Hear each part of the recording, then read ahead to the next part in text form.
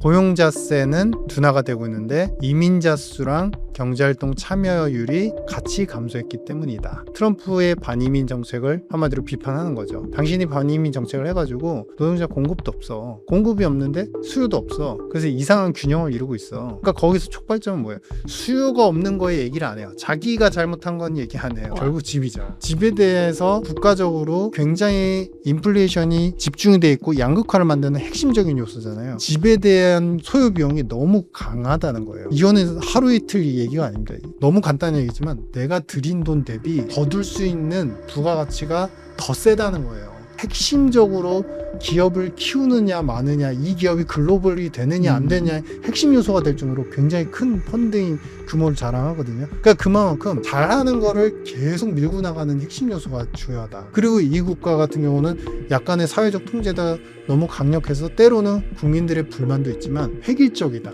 가장 핵심적인 키워드가 공통점이 하나 나오죠. 이 국가가 외국인들 입장에서 봤을 때 10년 이후의 모습이 예측 가능하다는 거예요.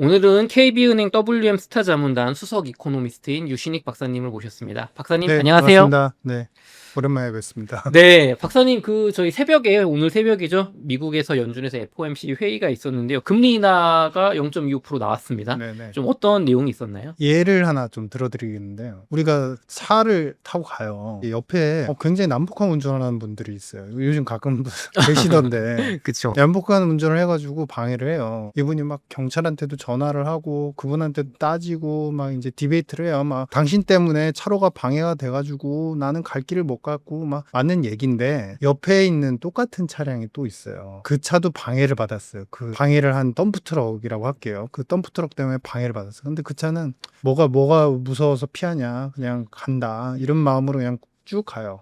쭉 자기 차로로 가는 거예요. 근데 이분은 계속 전화하고 막 디베이트 하면서 자기가 가야 되는 경로만 늦어졌어요. 디베이트를 하면서 자신이 갈 길만 늦어진 이 차량 운전자, 그럴 수 있죠. 따지고 싶은 마음도 있고 잘잘못을 가리고 싶은 마음도 있고. 이 차량이 누구냐? 바로 페드다. 파월 의장이다. 그러니까 결국에 갈 길은 사실은 인하 사이클의 재개인 겁니다. 인하 사이클이 제거가 됐고 올 연말까지 추가 50bp 더하면은 75가 되고 75bp를 총 인하하게 되면은 중립금리 3.5 수준 가까이 상단으로 보면은 결국에는 이제 3.75까지 오게 되죠. 3.5가 중립금리로 추정을 지금까지 해왔으니까 이제 거의 다 끝난 거 아니야라고 생각하는데 내년은 또 어떻게 되죠? 새로운 의장이 오시잖아요.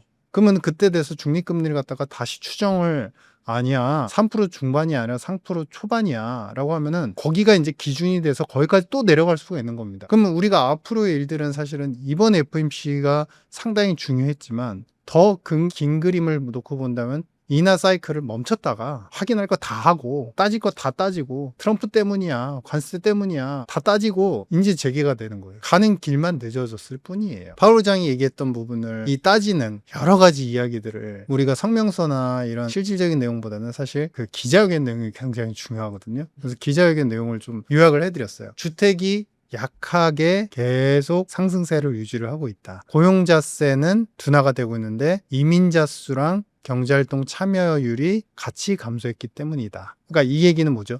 트럼프의 반이민 정책을 한마디로 비판하는 거죠. 당신이 반이민 정책을 해가지고 노동자 공급도 없어. 공급이 없는데 수요도 없어. 그래서 이상한 균형을 이루고 있어. 그러니까 거기서 촉발점은 뭐예요?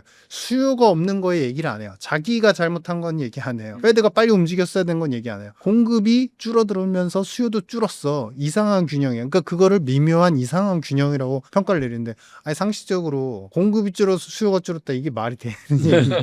그러니까 먼저 수요가 있고 공급이 이제 줄어들면 과열이 되거나 아니면 공급이 많아지면은 과열이 이제 어느 정도 쉽게 되는 다운이 거죠. 되는 그런 현상인데 이런 이제 이야기를 했고요. 그다음에 장기적 기대 인플레이션은 고정이 돼 있다. 이거 사실 되게 중요한 얘기예요. 이거는 파월 의장이 자신이 얘기했던 거에 반대되는 멘트예요. 계속 상반기 때 얘기했던 거는 현재 인플레는 어느 정도 유지가 되고 있지만 안정적인 수준을 유지하고 있지만 장기적 기대 인플레이션이 상승하거나 불안해질 위험이 된다. 그 위험들은 결국에 스태그플레이션을 초래할 수도 있다라는 기자회견상의 멘트들이 그런 뉘앙스의 멘트들이 상당히 많았어요. 상반기에. 근데 이번엔 고정이라고 표현해요. 실제로 지금 미국은 그런 현상이 나타나고 있거든요. 인플레 불안 요소가 있어요. 그렇다고 그렇게 인플레를 확 살릴 만큼 수요가 폭발적이지 않아요. 왜? 안 사는 거예요. 잠깐 딴 얘기로 넘어가겠는데 예전에 우리가 관세가 언제 매겨진지 아십니까? 트럼프 대통령. 아니요. 관세라는 거는 우리 자본주의 경제 시스템이 처음에 이제 출발하는데 우리가 중세 시대, 유럽의 중세 시대에서 유럽의 자본주의적 그 시스템들이 깔리기 시작을 할 때 귀족 문화가 아직도 살아 있었어요. 그 전에 군주와 귀족 문화가 그대로 세습이 되어 왔기 때문에. 근데 이 귀족들이 계속 사치품, 향신료, 그다음에 향수, 고가의 보석 이런 것들을 인도, 중국 각 지역에서 계속 사들이는 거예요. 나중에 뭘로까지 번지냐면 마약까지 번집니다. 너무 국가적인 시스템을 갖다가 뭐 형평적인 기준뿐만 아니라 모든 시스템을 막 뒤흔들어요. 그러니까 그때 관세를 매기 시작합니다. 관세라는 개념은 그때 처음 시작이 된 거예요. 사치품과 고가품 혹은 우리가 사지 말아야 되는 불법 제품들에 대해서 관세가 매기 시작한 겁니다. 당연히 처음에야 사죠. 질소리야. 그때 유럽의 귀족 문화는 사실 유명해요. 굉장히 권위적이고 자신들만의 그 틀, 자신들만의 어떤 그 패러다임 이런 게 굉장히 강력하거든요. 계속 사다가 나중에는 유럽들의 어떤 경제 자유민주적 시스템들이 많이 깔리면서 이분들의 부가 다운그레이드가 되고 수입조차도 줄어들게 돼요. 미국이 지금 그런 겁니다. 미국은 사실은 수입이 급격하게 감소를 하고 있어요. 급격하게 감소를 하는데 그거는 나라별로 차이가 없어요. 일본에서 수입하는 거, 한국에서 수입하는 거. 그나마 중국은 기본 소비재 부품이기 때문에 소비재 상품들이기 때문에 의류, 인형, 귀금속, 목재, 기계 이런 거 사들이는 건 다 생활용이거든요. 그나마 거긴 좀 덜 감소해요. 트럼프가 원하는 방향에 반대로 가고 있어요. 그러면 감소를 하는데 그러니까 뭐냐면은 개인들 입장에서 잘 생각해 보실 거예요. 사던 제품이 갑자기 25%, 30% 올라서 팔려요. 그럼 이분들은 어떻게 생각하는 거예요? 아, 나는 필요해서 샀는데 이게 이렇게 고가로 매겨줘야 될 정도로 이렇게 굉장히 크리티컬 제품이었어? 하다못해 주방용 우리 장갑 있잖아요. 주방용 장갑을 사는데 그 가격이 올라요. 그러면은 첫 번째에 미국인들조차도 중저소득 계층들의 반응은 뭐냐면은 첫 번째는 화가 난다예요. 화가 난. 관세라는 건 고가품, 사치품에 매겨졌던 건데 왜 이런 하다못해 필수품 같은 것들도 관세가 매겨져요. 그러니까 안 사는 겁니다. 즉 이건 조세 저항으로 나타나는 거예요. 차라리 장갑 안 끼고 그냥 그냥 있던 집에 있던 비닐 장갑으로 하겠어. 이런 식으로. 네, 네. 그러니까 이런 식으로 저항이 자꾸 나타나는 거예요. 그러한 요소 트럼프조차도 사실은 항상 생각하지 못했던 변수적 요소가 있는데 그게 1기 때는 느리게 나타났고 2기 때는 학습 효과가 사람들이 빨리 나타나는 거예요. 빨리 나타나니까 기대 인플레이션은 그렇게 올라가진 않죠. 그냥 안 살 거니까 어차피. 그러니까 파월은 사실은 이 부분에서 이 기대 인플레이션이 견고하게 고정된다 이 멘트에서는 내가 잘못 봤어요 라는 얘기예요. 나 잘못 봤는데 죄송해요. 이 얘기는 이제 뺐죠. 제가 잘못 봤습니다. 판단 잘못 믿습니다. 기본적인 관세와 관련돼서 물가 시나리오는 관세가 물가에 미치는 영향은 단기적이다. 이 얘기는 뭐냐면 진짜 국지적으로 막 물가가 동반해서 상승하는 패턴은 안 나타나요. 근데 이제 간혹가다 혹자, 학자들은 아직도 뭐 여러 가지 연구소에서 나온 회계 분석 자료를 가지고서 관세 20% 매길 때 회계적 분석을 해보면 CPI는 이렇게 반응을 합니다. 라면서 그 시뮬레이션 경로도를 그리는데 그러면은 그랬을 때 3% 이상의 물가 상승이 나옵니다. 똑똑하시고 되게 훌륭하신 분들인데 실제로 모든 서브젝트, 모든 요건들이 그대로 유지될 때라는 전제가 항상 깔려 있어요. 작년까지만 해도 미국의 소비가 하반기 넘어가기 전까지만 해도 뜨거웠어요. 줄지가 않았습니다. 근데 요즘 소매 판매를 보면 줄어들어요. 계속 상승률 폭 자체가 예상치보다 계속 다운그레이드 돼요. 그러면 이게 뭐가 문제가 있는 상황이냐? 아니죠. 가계의 총소득은 25조 달러 사상 최고치를 계속 유지하고 있어요. 그럼 저축률이 높아지냐? 그것도 아니에요.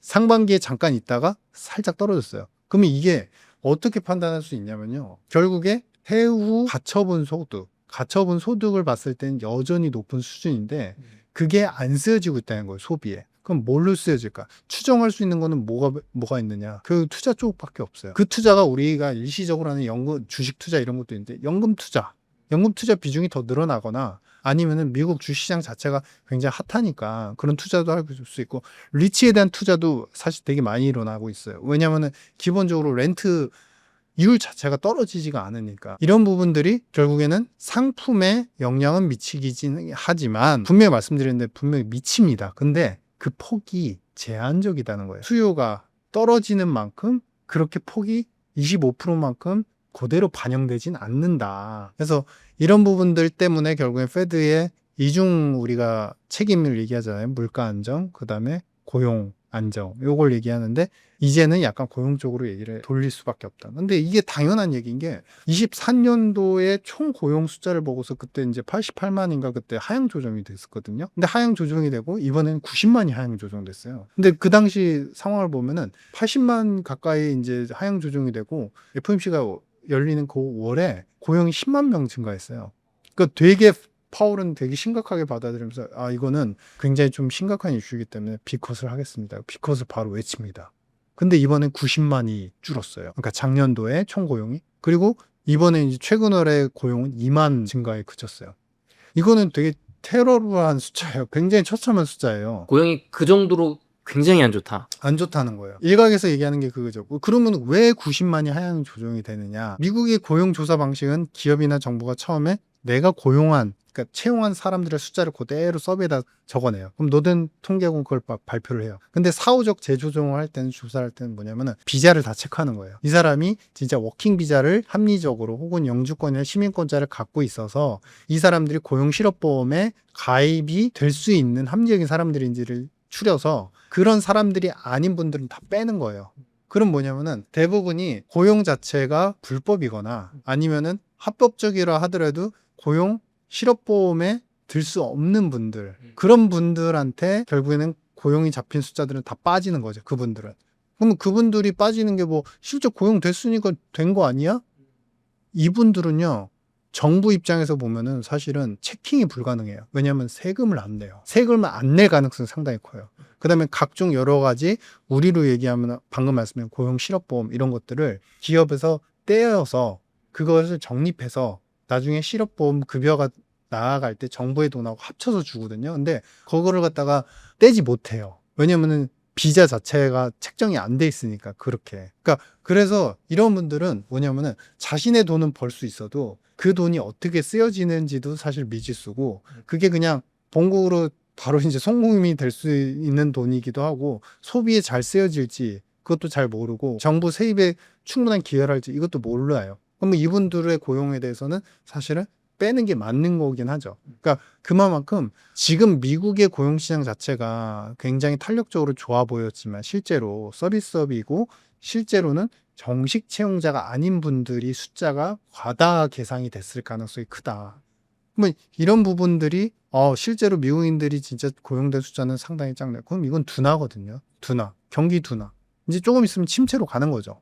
침체로 갈 수 있는 경로에 있는 거예요. 이런 상황에서 앞으로 여기서 이제 핵심이 나옵니다. 자신이 하지는 않는다고 그랬어요. 본인이 안 해도 중립금리 수준으로의 통화정책 이동이 필요함을 시사. 중립금리가 이제 이거 사실은 파월 의장이 이걸 굉장히 구체적으로 얘기했어야 되는데 얘기 안 해요. 왜냐면 거기까지 내린다는 신호가 되니까. 근데 이 중립금리에 대해서 항상 3% 중반대 뭐 요 정도만 얘기하는데 요거를 지금 트럼프 행정부나 이제 스티븐 메이란이나 여러 가지 트럼프를 지지하는 분들은 이게 3%다. 3% 중반이다. 3%까지 내릴 수 있다. 그러니까 이거는 지난번 잭슨 홀 미팅에서 파월이 얘기했지만 차기 의장과 차기 주요 인사들한테 맡기겠다라고 얘기를 했어요. 그러면 여기서 다 힌트 나오는 거예요.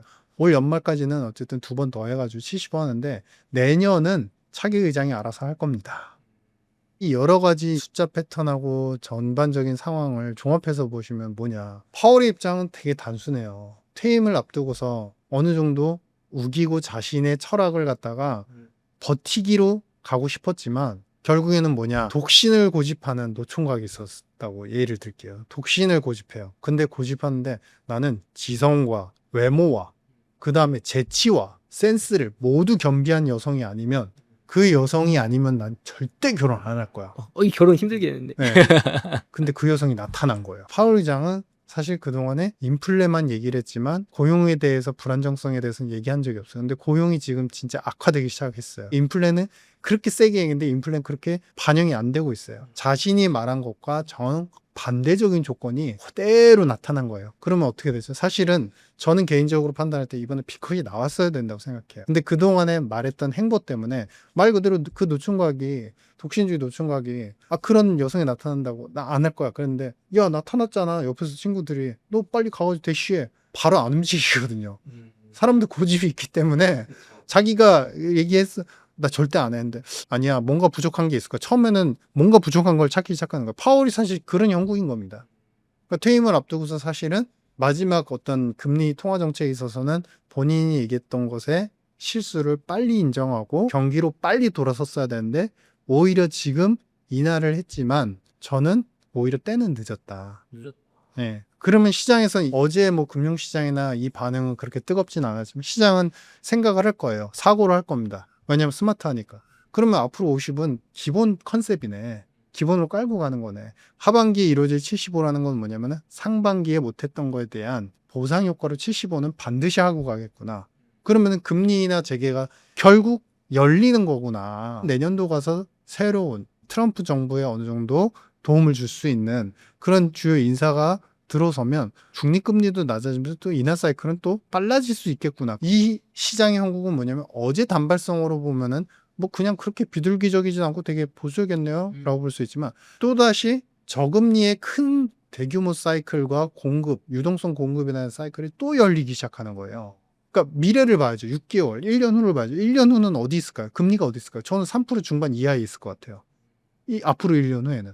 그러니까 그러면 이런 사이클에서 서서히 투자를 해도 절대 조급함이 없고 절대로 손해볼 일이 없다. 기관들 입장과 헤지펀드들은 굉장히 스테디하게 할 거다. 단발성으로 확 들어갔다 빠지는 그런 패턴은 아니다. 그러면 여기에서 형국은 뭐냐면은 이런 금융시장 여건에서는 개인들은 혼란스럽죠. 왜? 금리 인하도 그렇게 빨리 안 했고 뭐 이렇게 세게 안 했고 그러니까 지금 지켜볼 게 많다는 거네. 말에 집중을 하죠. 자꾸 말에만 집중하죠. 근데 숫자는 보여주죠. 계속 빠지는구나. 성장률 전망이 사실은 이번에 좀 올렸어요. 25년도에 1.6까지 올렸어요. 내년도 1.8까지 올렸어요. 근데 이게 잠재 성장률 2% 미만이에요. 언더예요. 약하다는 거거든요.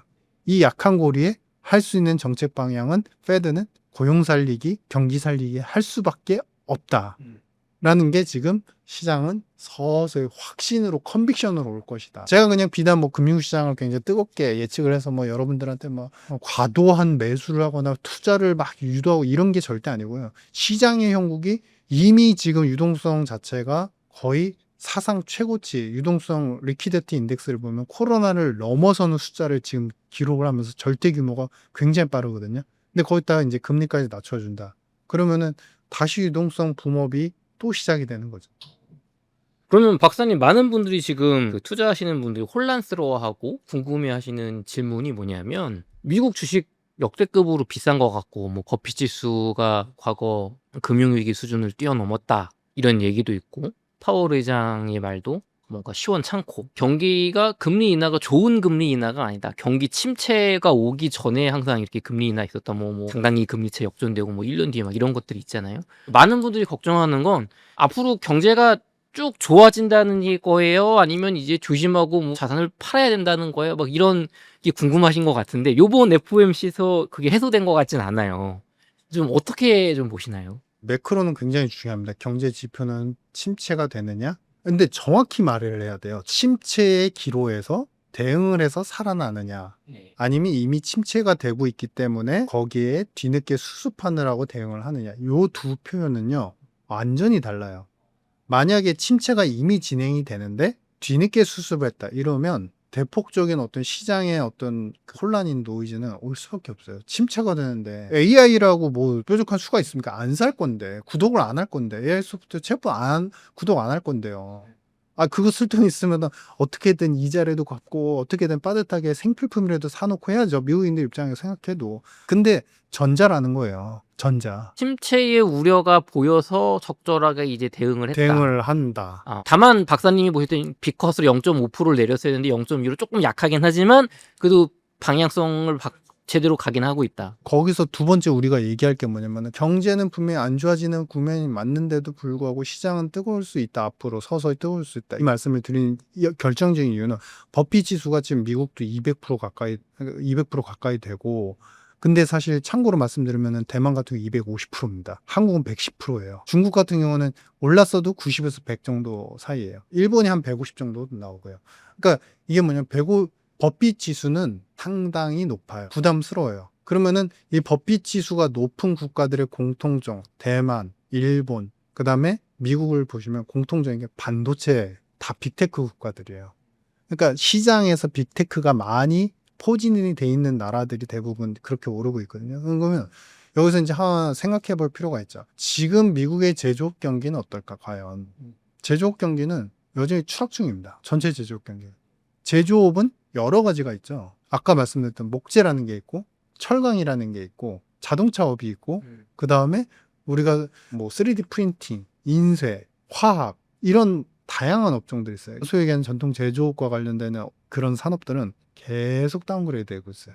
계속 죽고 있어요. 그럼 뭐만 사느냐? 반도체만 사는 거예요. 근데 왜 반도체는 살 수 있느냐? 모든 투자, 미국에서의 모든 세액공제 펀드, 그 다음에 투자를 했을 때 투자에 대한 인센티브를 주는 것들, 기관에서 이러한 펀드들, 우리로 얘기하면은 그 요즘 요번에 기억하시죠? AI 국가 펀드 네. 그 150조짜리. 그게 사실 미국은 이미 4조 5조 달러가 이미 5년 전 바이든 때부터 계속 유지가 되고 있었어요. 수요가 속 안에서 그렇게 빨리빨리 안 돌더라도 기본적으로 투자를 할 수 있는 펀드들 자금이 4조, 5조, 6조 달러면은 거의 뭐 지금 페드의 북이 6조 6천억이거든요. 그 정도에 맞먹는 숫자가 펀딩으로 계속 돌고 있어요. 그러면 당장의 수요를 못 찾아도 이 안에서 누군가 펀딩을 받으면 그 펀딩을 가지고 또다시 R&D 때문에 다른 기업한테 수주를 주고 이러한 통로가 계속 열리고 있는 거예요. 계속 확장이 되고 있는 거예요. 특히나 이번에 보셔서 아시겠지만 이번에 엔비디아의 독점형 GPU가 비싸잖아요. 그 무슨 일이 일어났죠? 브로드컴에서 맞춤형 가성비가 좋은 싼 맞춤형에 이거 맞춤형은 뭐냐면 사전에 클라이언트가 먼저 얘기를 하는 거예요. 나 영상 쪽, 코딩 쪽을 좀 강화한 GPU를 쓰고 싶어요. 이걸 좀 범용적인 GPU가 아니라 그냥 요 분야에 특화된 GPU를 갖다가 받고 싶은데 되겠습니까? 그러면 거기에 맞춰가지고 그 싼 가격에 거기다 공급을 하는 거예요. 이 브로드컴이 수요가 갑자기 폭발적으로 늘어나잖아요. 그러니까 독점 구조가 깨진 거예요. 엔비디아 혼자 칩을 공급하는 독점 구조가 깨졌다는 건 뭐냐면 이 안에 결국에 아직도 도는 돈들이 굉장히 많다는 거예요. 그렇기 때문에 이런 시장, 반도체 중심으로 되어 있는 나스닥, 그 다음에 대만, 일본 지수들은 계속 상승 패턴을 이어가고 있는 거다. 부담스럽죠. 그렇기 때문에 옳은 것이 대장이라고 계속 따라가는 거예요. 예를 들어서 엔비디아를 그래도 주축으로 여전히 가져가야 돼요. 저는 거기에 대해서는 좀 반대예요. 오히려 이제 이런 밸류체인에서 새롭게 계속 시장을 갖다가 파고드는 경쟁자들이 계속 나타나거든요. 그럼 그런 경쟁자들 위주로 포트를 짜가면 시장 자체 파이가 더 강화될 수 있기 때문이다. 마지막 하나 말씀드리면은 미국의 그러면은 리쇼링 여러 가지 제조업 경기 자체는 트럼프 때문에 결국 관세 정책 때문에 성공했을까요? 아예 성공 안 한 거죠. 엄밀히 말하면 성공이 실패냐? 흑백 논리로 굳이 따지자면 실패예요. 포드하고 GM에서 완성차 만들었는데 얼마 전에 GM의 미시간 공장 셧다운 됐거든요. 왜 됐는지 아시나요? 관세 25%를 맞아서 부품을 사오니까 이게 비싸서 자신들의 재무 설계상 사올 수가 없는 거예요. 사올 수가 없으니까 어떻게 되느냐? 제품이 없으니까 기본 부품이 없으니까 공장이 안 돌아가는 거예요. 자동차 완성차 업계는 계속 다운그레이드 되는 거예요. 거기다가 관세 맞아가지고 기본 USMCA에다가 이제 25% 거기다가 미국 부품을 써야만 할 것 이런 조항들이 있잖아요. 그런 것들을 다 감안해서 포드하고 GM이 야심차게 픽업 트럭을 내놨어요. 미국에서 픽업 트럭은 항상 우리가 보편적 상용차 개념이죠. 근데 이게 우리나라 하나로 미국 가격이 하나로 계산하면 1억 3천에 1억 5천이에요. 너무 비싼 거 아니에요? 상용차가. 그냥 일반 대중차인데. 근데 지금 그러니까 안 팔리죠. 근데 도요타에서 픽업 트럭을 내놨는데 새로운 버전으로 픽업 트럭을 도요타도 이제 픽업 트럭을 잘 만들거든요. 도요타에서 픽업 트럭을 만들어놔서 새롭게 공급을 하는데 관세를 맞아서 공급을 하는데 미국 현지가가 우리 돈으로 하면 6,500만 원이에요. 와, 판값이네요. 네, 그 우리나라도 있죠. 타스만이라고 있죠. 그러니까 그만큼 가성비로 따지면 지금 미국이 이런 관세를 매김으로써 자기 발등에 자기가 발등에 이제 도끼를 찍은 격이다. 산업이 다 다운그레이드가 되고 있는 상황에서 그럴수록 그러면은 트럼프는 뭘 강하게 살려야 돼? 결국 AI를 더 집착하고 더 집요하게 집중할 수밖에 없다. 투자세 공제, 펀딩부터 시작해가지고 여러 가지 정부 지원 정책들, R&D 정책들 계속 하고 있거든요. 우리 기본 예산에 안 잡히지만 기본으로 우리가 지금 반도체 관련된 산업에 지원하는 정책 금액들이 사실은 거의 1조 달러 가까이 됩니다. 정부 예산으로 1년에 산업 정책으로 들어가는 돈만 해도. 그래서 이런 부분들이 트럼프 입장에서 미국 입장에서는 계속 AI, 중국에 지면 안 돼. 지면 안 돼. AI 더 집중하게 만들고 더 집요하게 만들고 어떻게 보면은 집념이라고 표현할 수도 있지만 또 안 좋게 얘기하면 이건 좀 고집하고 집착하게 되는 그런 경향들이 결국에 버핏 지수를 더 높이고 있는 거다. 근데 이게 돈의 쏠림이 글로 가기 때문에 또 그 시장을 외면해서는 안 된다. 비싸지만 돈이 계속 들어가니까 주가는 부담스럽지만 더 오를 수 있기 때문에 떠나면 그렇죠. 안 된다. 그렇죠. 근데 다만 그땐 포트 조정을 잘해야지. 이미 기존의 대장이었던 회사 엔비디아 주축이 되면 안 되고 새로운 경쟁 아까 말씀드렸던 브로드컴 최근에 인텔 데이터 센터에 대한 수요가 너무 확장적으로 늘어나니까 그런 기업들이 계속 치고 올라온다는 거예요. 지금 한국에도 러브콜들이 이제 있죠. 삼성전자는 파운드리 쪽 거의 매출 비중 5%도 안 돼. 2, 3%도 안 됐어요. 근데 여기에 대해서 가능성을 엿보면서 이제 타진하면서 트럼프가 계속 제시를 하잖아요. 지분 줘.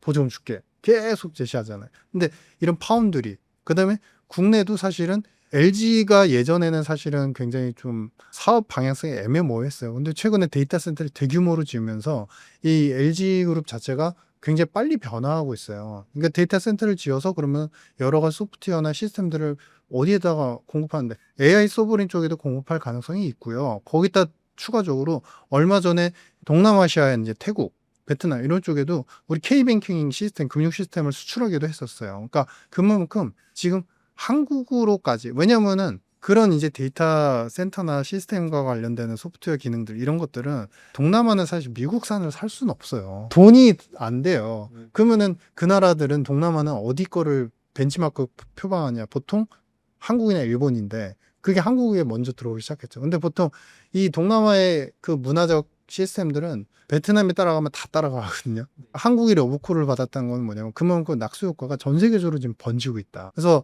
결론은 뭐냐면 페드 정책 자체는 이번에 그렇게 뜨겁진 않지만 결국엔 인하를 멈췄다 인하 사이클이 역사적으로 다시 재개가 되는 게 가장 큰 포인트다. 이번에 50bp 인하 안 했을 때 실망하지 말고 내년도 가면 또 탄력적으로 더 내려갈 수 있고 이런 환경에서는 금융시장은 여전히 성장주의 모멘텀을 집중할 것인데 기존에 올랐던 주도주들보다는 새롭게 밸류체인에서 새롭게 부각되는 기업들 위주로 짜 나가셔야 된다. AI 버블론도 있죠. 샘 올트만이 버블론 얘기하죠. 상당히 많이 얘기하죠. 재밌는 건 뭐냐면 샘 올트만이 사실은 최근에 여름 7, 8월 그때 이제 아시아 투자 로드쇼를 돌았잖아요. 샘 올트만이 AI 버블론을 제기했지만 사실은 어불성설인 게 뭐냐면 작년 초만 해도 오픈 AI가 1,500억 달러 정도 가치 평가를 받았고 올해 초반에 이제 소프트뱅크한테 3천억 달러로 평가받아가지고 이제 수백억 달러 자금을 유치를 했거든요. 근데 이번에 돌 때 5천억 달러 기준으로 구주 매출과 투자 요구를 하고 다녔어요. 네. 그러면서 버블론을 얘기해요. 뭐야, 그럼 버블 가격을 기준으로 네네. 얘기하면서 그러니까 본인은 그렇게 가치 평가를 다 받으려고 하면서 버블론을 얘기해. 시장이 아직 상승의 어떤 기조나 어떤 이제 파이가 커지는 기조에서 아직 초입 구간이라는 거죠. 아직은 여지가 상당히 많이 남았다. 부침은 있지만 구조적 성장이 지금 예견이 되고 있다. 결론적으로 얘기를 하면은 구조적 성장의 초입이기 때문에 자산 투자, 자산 버블 혹은 자산 시장에서 많은 수익을 거둘 수 있는 기회가 이제 막 시작될 뿐이다. 이렇게 좀 볼 수 있을까요? 네네. 좋습니다.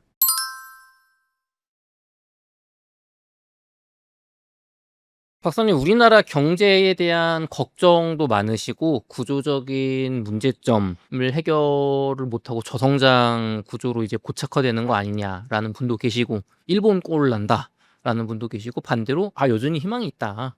좋게 보이시는 분도 계신데 오늘 좀 우리나라 경제의 미래 또 현재에 대한 좀 진단 그리고 지금 시점에 우리가 행동을 해야 되는지 좀 고견을 좀 부탁드리겠습니다. 2000년대 이후로 사실 매년 15년, 2015년 16년을 딱 제외하고 우리 반도체 빅사이클을 제외하고 우리나라 경제 살만해요라고 들어본 적이 한 번도 없는 것 같아요. 항상 IMF보다 힘들다. 항상 IMF. 근데 사실은 이제 IMF를 얘기한 지금 상황에서 IMF를 얘기하는 건 사실은 넌센스고요. 제가 말씀드리고 싶은 요지는 뭐냐면 첫 번째, 대안 없는 비판은 화만 날 뿐이다. 안 좋다 안 좋다. 그래서 어떻게 할 건데 무엇을 했으면 좋겠는데 이게 좀 제시가 되어야 되는데 우리 언론이나 많은 이제 유튜브 채널에서 비판만을 위한 비판을 하면은 사실은 그 순간은 통쾌하고 화를 내면 좋은데 문제가 뭐냐면 우리나라 많은 국민분들이 사실은 화난 분들만 많아요.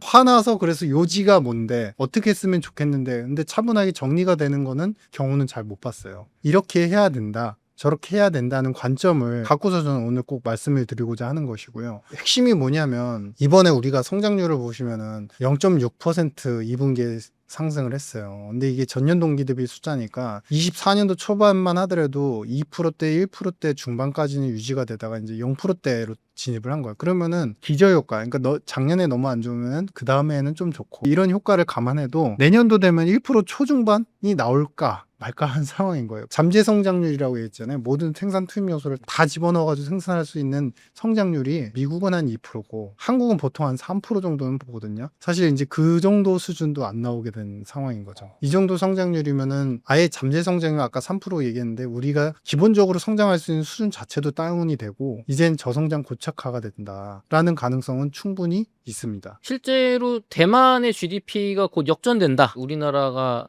내려갈 일만 남았다 하는 부정적인 전망도 많습니다. 그러니까 이 부분을 잘 보셔야 돼요. 왜냐하면 이게 부문별 기여도거든요. 부문별 기여도. 전체적으로 보면은 민간하고 정부로 크게 나눠서 통칭해서 보시면 성장을 하는 데서 민간이 23년도 하반기부터 보시죠.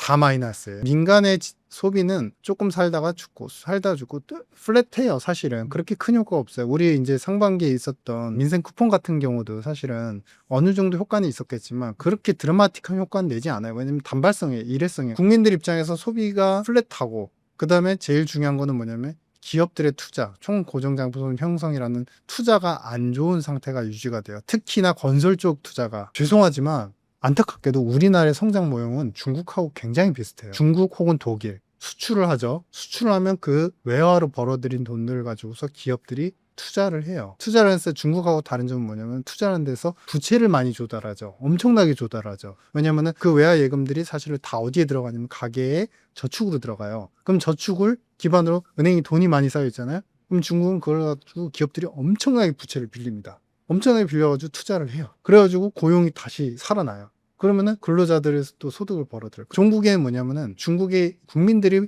외화로 벌어들인 경상 수지, 노동의 대가, 그게 결국 배분이 되고 그 돈을 또다시 자기가 받는 거예요. 벌어들인 주축은 노동자예요. 한국도 크게 틀리지가 않아요. 물론 우리는 기술이 훨씬 진일보돼 있죠. 반도체부터 시작해서 사실은 배터리뿐만 아니라 여러 가지 신성장 산업들 같은 경우는 기술력 차이가 어마어마하죠. 반도체만 해도 중국 대비해서 거의 뭐 아직도 중국이 많이 따라올 때도 사실은 반도체 세대로만 본다면 1세대, 1.5세대 이상은 차이가 나거든요. 격차를 줄일 수가 없어요. 근데 자꾸 모방해서 따라오잖아요. 중요한 건 뭐냐면 우리나라는 그 문제가 뭐냐? 배분이 안 되는 거예요. 배분이 제일 제대로 안 되는 거예요. 우리가 그러면은 왜 소비가 항상 거기서 계속 머물까? 잘 생각해 보시면은 전 세계에 이게 가장 중요한 좀 데이터인데요. 그 전에도 이제 외환위기를 겪으면서 항상 외쳤던 얘기 중에 하나가 뭐냐면 소비 중심으로 해서 미국처럼 외부에서 수출을 많이 안 해도 안에서 순환이 잘 되고 소비를 많이 하면은 자영업자도 살고 영세업자들 많이 살아나고 중소기업도 살아나면서 그걸 또 채용이 잘 되잖아. 그럼 순환이 잘 되잖아. 이런 주장을 하면서 소비를 늘리자, 비중을 늘리자는데 우리나라 GDP 대비한 소비의 비중은 몇 프로인지 아십니까? 3분기 평균을 보더라도 50%대가 안 돼요. 50%대. 그러니까 가장 최근 숫자는 뭐냐면 47%대예요. 근데 잘 보시면은 프랑스도 사실은 핵심 산업이 없어요. R&D 능력이 없거든요. 서비스업 위주로만 가요. 근데 여기도 GDP 대비 53%예요. 독일은 53%예요. 하다못해 관광 수지로만 먹고 사는 그리스조차도 70%예요. 내부적 소비가 충분하게 GDP를 갖다가 어느 정도 지탱을 하고 있다는 거죠. 일본 같은 경우 보시면 54% 정도 돼요. 그러니까 이런 부분들의 차이가 도대체 어디서 날까? 유럽 같은 경우도 최근에 경제 성장률이 좋지 않거든요. 부채에 대한 리스크 때문에. 근데도 52%가 돼요. 그럼 한국은 최근 월에 47%. 이게 뭐냐면 가계의 소비 구조가 굉장히 제한이 될 수밖에 없다는 거예요. 예를 들어서 우리가 형평성 양극화 논리. 그러니까 항상 너무 극부자가 많고 극부자가 많다는 건 뭐냐면은 그 국가 내에 일정 부분 어디가 될지 모르지만 인플레이션이 굉장히 강력하게 있다는 거예요. 숫자는 안정이 돼도 어느 한 요소가 너무 비싸다는 거예요. 미국이 뭐냐? 헬스케어예요. 헬스케어. 미국 주택 가격도 비싸지만 헬스케어에 대한 부분들이 굉장히 강력하게 압박을 해요. 보험이 안 되는 게 많아요. 미국 같은 경우. 미국의 헬스케어 수가, 약가 이런 걸 다 합쳐가지고 생각해 보시면은 병원 한번 갔다 오면 응급실 한번 갔다 오면 우리 돈으로 1,000만 원, 2,000만 원이에요. 헬스케어가 굉장히 비싼 고가를 기록을 하고 있고 특히나 이런 헬스케어 관련돼서 여러 가지 지원을 받아야 되는 고위 연령층은 상당히 늘어나고 있습니다. 근데 이 헬스케어에 대한 부분들을 정부가 어떻게 배분을 하려고 노력하죠? 중요한 거는 뭐냐면은 계속적으로 헬스케어 지원을 강화하고 있어요. 미국의 예산 적자 맨날 얘기하잖아요. 적자 하는데 사실 제일 많이 들어간 데가 어딘지 아십니까? 헬스케어예요. 고령인구가 늘어나면 헬스케어에 대한 적자 부분은 메꿀 수가 없는 거예요. 이거는 어떤 대통령이 와도 건드릴 수가 없어요. 왜냐하면 국민적인 기본권이고 생명권과 연결이 되기 때문에, 건강과 관련된 거기 때문에 줄일 수가 없는 거예요. 트럼프가 예전에 보험 제도를 갖다가 재편하면서 헬스케어에 대한 여러 가지 지원 제도를 없애겠다 한번 일기 때 한 번 잠깐 얘기했다가 엄청난 철퇴를 맞으면서 그때 트럼프 탄핵 얘기까지 나왔었어요. 굉장히 강력한 거예요. 건드릴 수 없는 성역이에요. 근데 거기를 굉장히 어떤 대통령이 민주당이 되든 공화당이 되든 계속 지원을 해준다는 거죠. 국민들 입장에서는 지원을 받으니까 보험이 제대로 작동을 안 해가지고 1,000만 2,000만 내더라도 사후 지원이 되니까 거기서 국민 소득의 한 14%에서 15% 많게는 15% 가까이 지원을 해주거든요. 그러니까 그만큼 세이빙이 되는 거예요. 바로 제가 뒤에서 말씀드렸지만 싱가포르는 어떨까요? 집이에요. 집에 대한 지원이 강력해요. 싱가포르 같은 경우는 사회적 경제 시스템, 자본주의 시스템, 자본주의지만 국가가 다 끌어가요. 얼핏 보면 공산당 같아요. 얼핏 보면 사회주의예요. 법도 되게 강해요. 길거리에서 함부로 침 뱉거나 담배 피우면 벌금 바로 때려요. 그만큼 강력한데 집에 대한 공급 정책은 국가 주도로 정부가 소유를 하는 국가 산업으로서 기업들로서 계속 공급을 늘려가지고 자가보급률이 88%예요. 그러니까 그만큼 취약한 인플레이션이 항상 존재를 하는 그런 경제 국면에서는 그러면 한국 같은 경우는 뭐가 될까요? 우리나라 글쎄요, 그래도 부동산 아닐까요? 결국 집이죠. 집에 대해서 국가적으로 굉장히 인플레이션이 집중이 돼 있고 양극화를 만드는 핵심적인 요소잖아요. 그러면 정부 재원들이 여러 군데 사실 우리도 많이 필요하지만 건강보험 제도 같은 경우는 사실은 미국 대비해서는 우리가 더 잘 돼 있습니다. 유럽 대비해서도 잘 돼 있습니다. 그만큼 그 의료비 지출이 그렇게 과다하진 않아요. 물론 비싸지만 그러면 뭐냐면 전체 우리 소득, 월급에서 차지하는 비중에서 가장 중요한 게 다 주택과 관련된 렌트를 하던 전세를 하던 아니면은 집을 사던 어떤 거가 됐든 집에 대한 소요 비용이 너무 강하다는 거예요. 거기에 짓눌려 있는 상황이 이거는 하루 이틀 얘기가 아닙니다. 거의 20년 이상 우리가 자본주의 시스템들이 이제 처음으로 세팅이 되고 거기에서 뭐 시장 개방이 일어나면서 항상 있었던 일이거든요. 결국에 효율적 자원 배분이 안 되고 있는 거다. 그러니까 이 배분이 안 되니까 이 소비 비중이 좋아질 수가 없죠. 소비 비중이 좋아질 수가 없으니까 영세업자들과 내수에서 주로 사업을 하는 서비스업, 특히 자영업자들은 계속 폐쇄가 될 수밖에 없는 거예요. 자영업자분들이 사실은 지금 전체 총취업자에서 차지하는 비중이 17%, 한 20% 가까이 됩니다. 거의 600만 명 가까이 되거든요. 근데 이분들이 계속 폐업률은 갖다가 연간으로 보면 10% 거의 육박을 해요. 8%, 9% 육박을 해요. 매해 창업을 하는데 새롭게 자영업자분들이 열리는데 그래서 총 숫자는 계속 유지가 돼요. 500만에서 600만 사이에서 계속 왔다 갔다 해요. 근데 매년 50만에서 60만이 매년 폐업을 하는 거예요. 근데 또 열어요. 또 열어서 50만, 500만, 600만 유지가 돼요. 근데 또 폐업을 해요. 50만이. 이게 반복이 되는 거예요. 이게 반복이 되니까 어떻게 되죠? 소비가 제대로 될 수가 없는 거예요. 두 번째, 투자 부문이죠. 제가 죄송하지만 우리나라가 이제 결국에는 중국의 성장 모양하고도 흡사 비슷한 구조가 많습니다. 이거를 사실 타파하기 위해서 우리가 3차 서비스업이 굉장히 내수 중심으로 확고하게, 그러니까 미국 그거잖아요. 이제 우리가 LA를 가보면은 존스킨, 홉킨스, 뭐 이런 분들이 자기의 이름을 걸고서 다 이제 레스토랑, 그 다음에 아니면은 이제 우리 숙박업소 이런 거를 열어요. 근데 거기서 다 그 동네에서 거기서 다 순환이 되는 거예요. 돈 쓰고. 그러니까 이분들이 계속 어느 정도 자영업자면서도 살 수 있는 상황이 연출이 되는 거예요. 근데 한국 같은 경우는 그런 상황이 안 되는 거죠. 그래서 서비스업을 갖다 계속 살리자 했는데 이거는 비단 어떤 특정한 한 분야의 문제는 아니라고 봅니다. 첫 번째는 우리가 자영업자분들이 충분히 소비를 할 수 있고 그래서 충분히 매출이 일어날 수 있게끔 소득 지원이 되고 여러 가지 배분이 효율적으로 되는데 앞에서 말씀드린 것처럼 소비가 안 살아나죠. 항상 스테이블하죠. 그러니까 그 얘기는 뭐냐? 내 지갑에 꽂힌 돈에서 항상 제약이 있다는 거예요. 그거는 정부의 재원에 대한 어떤 효율적 배분이 아직도 제대로 작동이 못 되고 있는 것이다 라는 거고요. 두 번째는 뭐냐면요. 공급자의 문제도 있는 거예요. 우리는 예를 들면은 얼마 전에 속초 같은 경우, 그다음에 이제 서울 같은 경우, 이게 사실은 미국으로 치거나 아니면 독일로 치면은 거의 2시간 고속도로 권역이면은 거의 당일 하루 권역이라면 공동 경제 구역이라고 보셔도 무방해요. 그러니까 하루 만에 정말 비싸고 그래도 맛있고 정말 가보고 싶은 곳이 있으면 하루 만에 왔다 갔다 서울에서 속초로 갈 수도 있고 속초에서 서울로 왔다 갈 수 있는 이 호환성이 굉장히 강력한 거예요. 우리 보셔서 아시겠지만 속초 가면은 맛집이라고 해가지고 그 지역의 특산물을 먹고 싶은데 막상 가면은 서울의 반찬하고 똑같아요. 서울에서 공급되는 오징어하고 다른 게 없어요. 가격만 비싸요. 그리고 공급자 위에요. 우리는 원래 이 가격에 받아요. 원래 우리는 이랬어요. 그러니까 이게 서비스의 품질 문제도 계속 반복이 되는 겁니다. 공급자들은 너무나 힘들었으니까 자영업자분들 물론 다 대부분이 다 그런다는 게 아니고 일부의 분들이 서비스의 품질력 경쟁력을 계속 낮춘다는 거죠.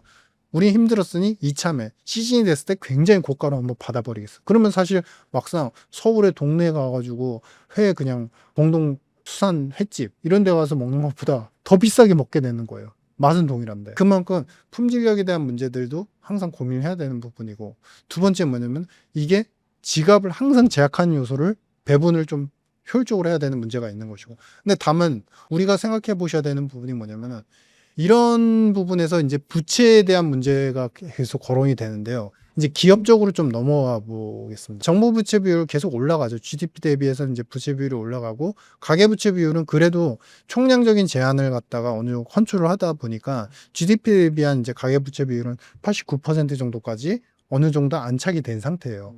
근데 지금 우리의 부채 문제가 굉장히 크리티컬하냐? 저는 그렇게 생각은 하지 않습니다. 그러면 반대로 우리가 외부에서 벌어들일 수 있는 돈들은 항상 이제 수출에서 먼저 시작이 돼요. 수출이 되는데 이 기업들이 수출을 하고서 국내 투자를 해야 되는데, 국내 투자를 하는 데 있어서 여러 가지 효율적인 부분이 그렇게 나쁘지도 않지만 중요한 건 뭐냐면 공제할 수 있는 인센티브 요건들이 너무 약해요. 특히 R&D 투자세 공제부터 시작해서 기업들이 돈을 벌어들여서 국내에 뭔가를 할 수 있는 여건들이 녹록치가 않아요. 인건비 문제부터 시작해서. 근데 뭐냐면 그렇고 나면 외부에서 벌어들일 수 있는 자금을 조달할 수 있는 방법은 뭐냐? 결국 부채예요. 부채인데 이 부채가 그나마 다행인 건 뭐냐면은 우리가 GDP 대비해서 이제 부채의 그 성격을 우리가 이제 분석을 해봐야 되거든요. 근데 보시면은 우리 미국 같은 경우 보면은 외부에서 빌린 공공부채가 사실은 정부의 부채가 거의 30% 가량이 T빌, 그러니까 우리 인플레이션율에 연동된 팁스 금리라고 하거든요. 그러니까 인플레이션율에 변동돼서 이자도 높아져요. 다른 것들 같은 경우는 여러 가지 T빌, 단기채라든지 아니면 베리어블 레이트, 다른 여러 가지 변동적 요소로 금리가 변동이 돼요. 그러니까 이자가 더 오를 수도 있고, 이게 인플레가 좀 완화가 될 때는 좀 떨어질 수도 있어요. 근데 반대로 얘기하면 인플레가 어느 정도 계속 유지되는 구간에서는 계속 이자 부담이 늘어나요. 한 30% 정도는 변동금리다. 변동금리다. 70%는 고정금리다. 고정금리다. 한국은 어떠냐? 거의 90% 이상이 고정금리예요. 그러니까 이게 뭐냐면 부채가 높아지는 것 자체에 초점을 두면 안 되고, 부채가 높아지는 요인하고 그럼 부채를 갖다 어떻게 썼느냐가 제일 중요한 거예요. 근데 제가 앞에서 말씀드린 것처럼 자원에 대한 효율적 배분이 안 되기 때문에 가계의 소비가 항상 제약적이고 소비는 잘 늘어나지 않는다, 이 말씀을 드렸잖아요. 그 제약적인 요소가 뭘까? 우리나라는 결국 집과 관련되는 것들이잖아요. 이런 부분에 대한 정부가 정책적인 그리고 장기적인 플랜으로서 대책이 있어요. 단순히 이제 부동산 시장으로 봐가지고 뭐 공급 대책이 있어야 되는, 그것도 맞는데 그게 아니라 재원 조달을 어느 정도 가게한테 해줘야 된다는 거예요. 도움을 줘야 된다는 거예요. 집 살 때 정부에서 지원을 해야 된다. 그냥 어느 정도는 집을 거주하는 데 있어. 정확히 표현하면 집을 살 때 지원을 하는 게 아니라 내가 월세를 사든 전세를 살든 아니면 집을 매매를 하든 이럴 때 자기가 거주를 하는 상황에서는 거주에 대한 재원에 대해서 어느 정도 보조를 받을 수 있어야 된다는 겁니다. 그게 안 되면 우리의 지갑은 항상 팍팍해요. 연봉이 5천만 원 분이든 8천만 원 분이든 1억이 맞는 분이든 그 연봉에 맞춰서 또 집을 구하거든요. 전세든 렌트든. 근데 자신의 거주에 관련된 비용들이 너무 많이 나가니까 최소한 20-30% 이상은 항상 나가게 돼 있으니까, 그렇기 때문에 쓸 돈들은 항상 제약적인 거예요. 항상. 이 부분을 본원적으로 해결하지 못하면 부채의 성격이나 성질 자체가 건전한 건 맞지만, 그리고 우리가 50% GDP 대비해서 50% 넘어간다. 그 숫자 자체가 그렇게 크리티컬하지 않습니다. 왜냐하면 이게 우리가 이자로 내는 요소들을 보시면 한국 같은 경우는 이자, GDP 대비해서 이자로 내는 비율 자체가 한국은 거의 2%도 안 돼요. 미국은 보시면은 거의 4%, 5% 사이에 왔다 갔다 해요.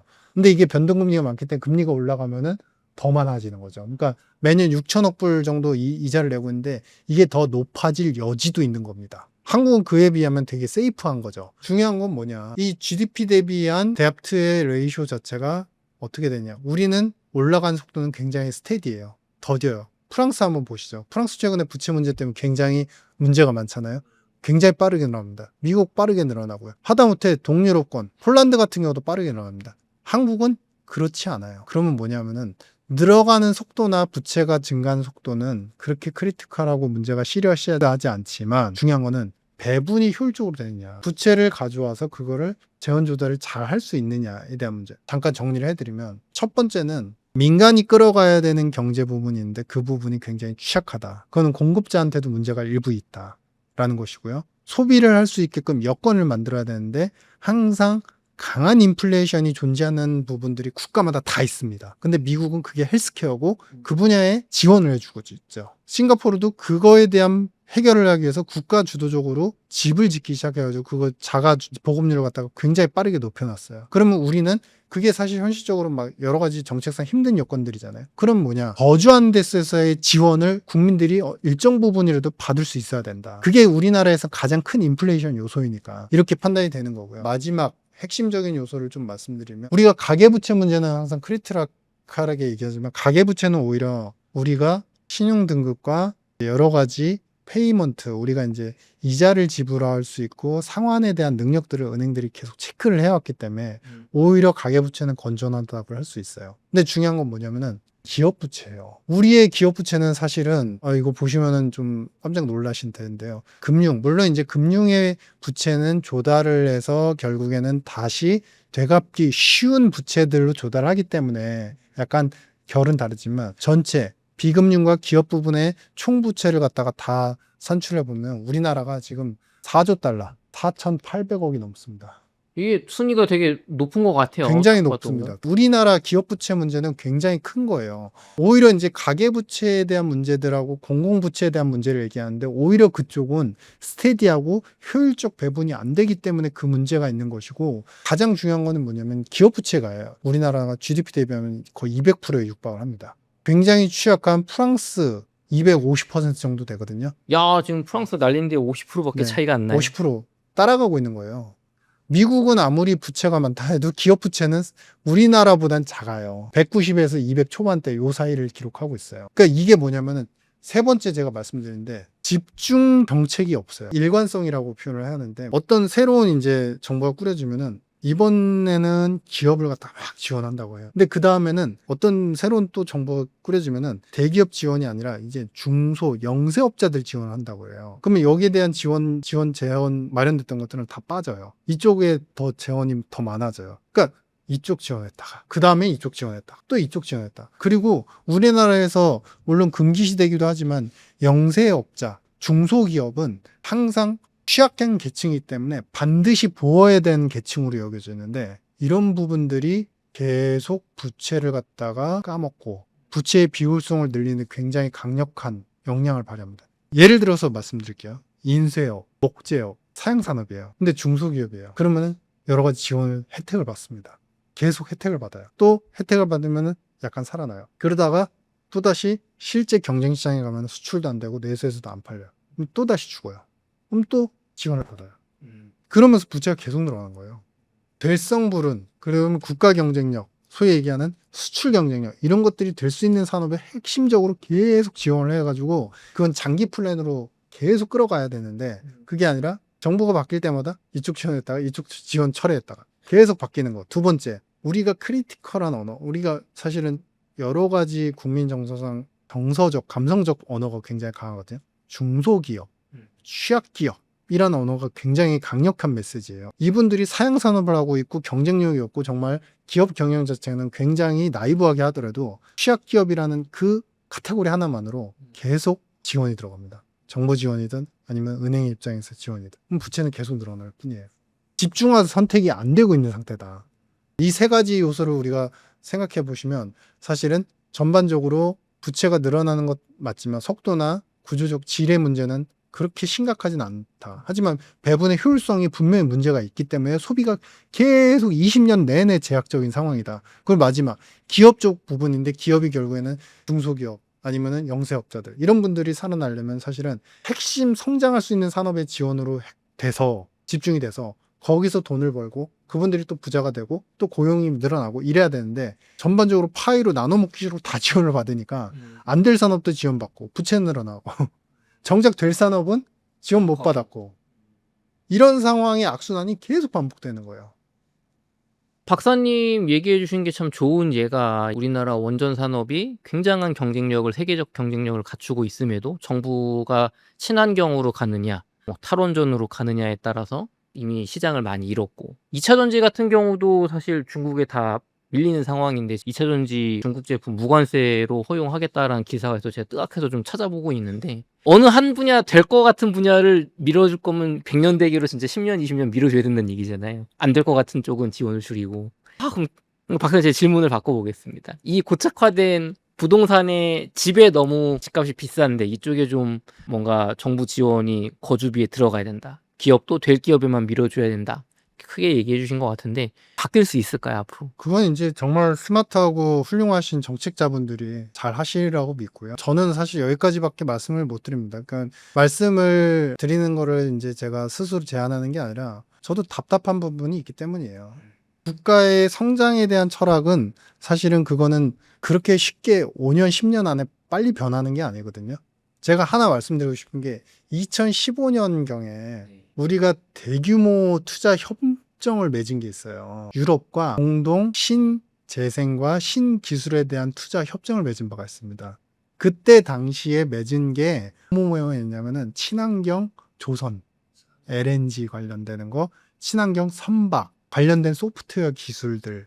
유럽에는 친환경에 대한 패러다임이 계속 유지가 되니까 강력하니까 그거를 협정을 맺었어요. 그게 지금 존속되고 있을까요? 그게 유야무야 사라졌어요. 그러니까 협정의 서류 자체는 살아있죠. 근데 실질적으로 산업 관련되는 정책자분들이 양쪽에서 움직이지 않으니까 유명무실한 거예요. 그러니까 페이퍼만 있고 실제 협약이나 공동투자 이런 것들은 안 이루어지는 거예요. 불과 그게 10년 전 일입니다. 아까 말씀하신 거 100년 대계 맨날 말씀하시잖아요. 그러면은 이게 10년, 20년은 국가의 어떤 시스템이라는 개념에서 보면 되게 짧은 기간이에요. 그럼 이게 무엇이 됐든 획일적으로 2000년대 초반부터 우리가 누렸던 거 2000년 초반으로 다시 얘기 돌아가면 서비스업 3차 산업에 대한 경쟁력 강화. 근데 막상 현실은 삼성 수출 안 되면 어떡하지? 현대차 수출 안 되면 어떡하지? 거기에 계속 급급하고 그러다 보니까 그거에 대해서 반대되는 정책들이 나오면 또 비난이 나오고 화가 나고 그러다가 또 시간 지나가지고 어느 정도 차분하게 보면 아 맞아요. 이래서 국가 경쟁력을 높이려면 서비스업 3차 산업의 비중을 높여가지고 내수를 튼튼하게 만들어야지 외풍에 어떤 서러움을 안 겪지 이렇게 되고 근데 막상 그거 하려면 시간도 들고 돈도 드니까 또다시 아 삼성 수출 많이 했대? 이렇게 되고 반복이에요 반복. 초치기와 장기 공부 학습자 꾸준히 공부는 열심히 해야 돼. 근데 맨날 초치기 하는 거야. 현실은. 왜냐? 놀기 바쁘니까. 아예 뭐 정책자들이 놀았다는 건 아니고요. 그러니까 그 얘기는 뭐냐면 장기 플랜이 저는 철학적으로 국가 철학적인 플랜이 유지가 됐으면 한다. 적어도 합리적인 방안은 제가 생각하는 것과 다른 분들이 생각하는 게 다를 수 있어요. 또 굉장히 유능한 학자분들 많으니까 한 번 세우면 최소한 20년 목표로는 갔으면 한다. 어떤 국가든 초당적으로 지원하는 분야는 항상 획일적으로 항상 존재를 하거든요. 미국만 보더라도 초당적으로 계속 지원하는 거 말씀드렸잖아요. 헬스케어 분야는 계속 육성하잖아요. R&D를 갖다가 FDA 신속 가속 승인을 계속 열어주는 입장이죠. 왜냐? 좋고 싼 약을 빨리 만들어서 국민들한테 빨리 공급할 수 있게끔 하려고. 그런 요소를 갖다가 어떤 당에서 반대를 한다고 해서 그게 바뀌거나 트렌드가 바뀌거나 그러진 않습니다. 전문 지식은 없지만 우리나라 전라도 쪽에 보면은 전북에 보면 새만금 사업이 있잖아요. 뭐 저희 어머니한테도 물어보니까 어머니 때도 있었다고 하는데 처음엔 농지를 만들려고 메우고 그러다가 농업이 쇠퇴하니까 어디다 쓰지 하다 버려뒀다가 결론은 돌고 돌고 돌아서 지금은 뭐 어떤 식품 클러스터나 2차 전지 산업을 만든다고 해서 막 야심차게 하고 계신 걸로 알고 있는데 2년 전에 제가 조사했을 때랑 지금 보니까 또 유야무야 되고 있더라고요. 거기 짓겠다는 공항도 군산공항이 있는데 왜 또 짓냐고 하고 철도도 그렇고 정권이 흔들릴 때마다 왔다 갔다 하고 그런 걸 보면서 박사님 말씀하신 것처럼 2차 전지 산업이 정말 중요하고 국가에 워진다면 우리 울산에 가면은 조선이나 자동차 공장 다 몰려 있잖아요. 부품 공장, 방산이라든가. 그런 것처럼 새만금 쪽에 경쟁력이 있다고 하면 거기다가 전기든 용수든 뭐 밸류체인이든 교통이든 20년, 30년 미뤄줘서 2차 전지 중국이 보조금 줄 때 우리는 여기에 해서 결국은 이겨낸다. LFP 배터리. 해도 모자른데 지금 뭐 미국으로 기업 빠져나가고 중국에 밀리고 있고 그러니까 그런 게 참 너무 아쉬운 것 같아요, 박사님.